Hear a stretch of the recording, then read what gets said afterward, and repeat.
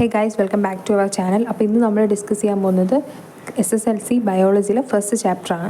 ആദ്യം തന്നെ നമ്മൾ നോക്കാൻ പോകുന്നത് ജെനറ്റിക്സ് ഓഫ് ലൈഫിലെ ഒരു പേപ്പർ കട്ടിംഗ് ആണ്. അപ്പോൾ the Nobel prize in chemistry for developing methodology of gene editing. അപ്പോൾ ജീൻ എഡിറ്റിംഗിൽ നോബൽ പ്രൈസ് കിട്ടിയ 2 പേരാണ് അവിടെ കൊടുത്തിരിക്കുന്നത്, ജെനിഫർ എ ഡൗണിയറേയും എമാനുവൽ ഷാപ്പൻഡിയറേയും. ഇവർക്ക് പ്രൈസ് കിട്ടിയത് 2020 ഇന്ന് ഈ ടെക്നോളജിയാണ് ഓർത്ത് വെച്ചിരിക്കേണ്ടത്. ക്രിസ്പർ Cas9 എന്നാണ്, അതൊരു എൻസൈമാണ്.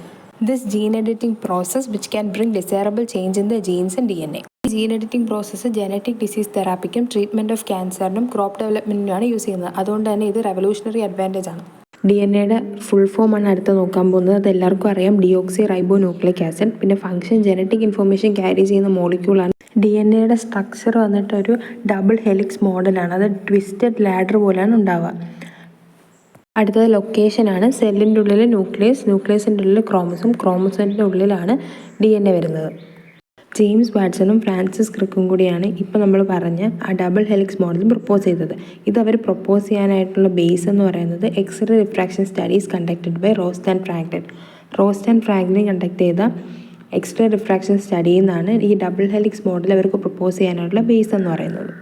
ഈ മോഡൽ ഡിസ്കവർ ചെയ്യാനുള്ള ഇവർക്ക് ബേസിക് ഇൻഫർമേഷൻ കിട്ടിയത് photo 51.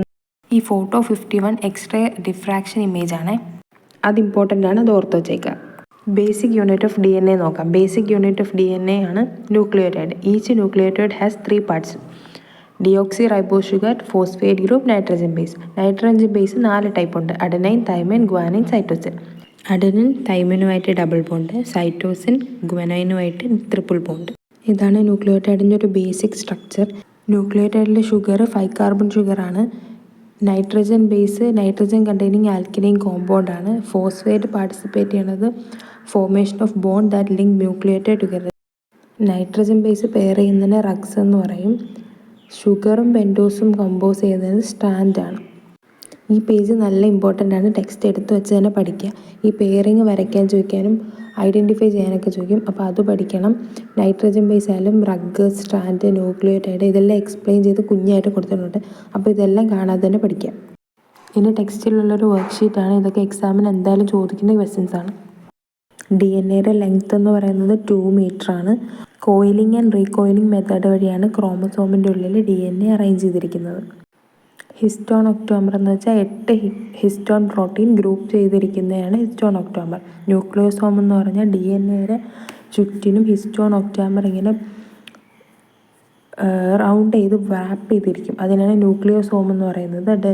Basic unit of chromosome packaging ആണ് ന്യൂക്ലിയോസോം.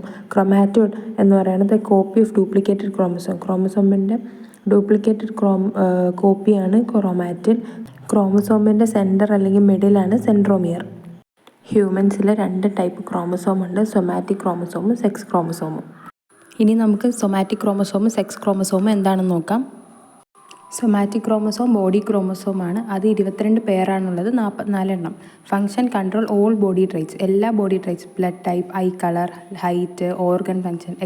അടുത്തത് സെക്സ് ക്രോമസോം. അത് ജെൻഡർ ക്രോമസോമാണ്. അത് ഒരു പേരായിരിക്കും ഹ്യൂമൻസിലുണ്ടാവുക, എക്സ് ആൻഡ് വൈ. എക്സ് ഫീമെയിലും XY മെയിലും. Function decides biological sex and also control some sex linked traits like colour blindness and haemophilia. ഹ്യൂമൻസിൻ്റെ സെക്സ് ഡിറ്റർമൈൻ ചെയ്യുന്നത് സെക്സ് ക്രോമസോമാണ്. ബാക്കി പാർട്ട് ഞാൻ അടുത്ത വീഡിയോയിൽ ആഡ് ചെയ്യാം.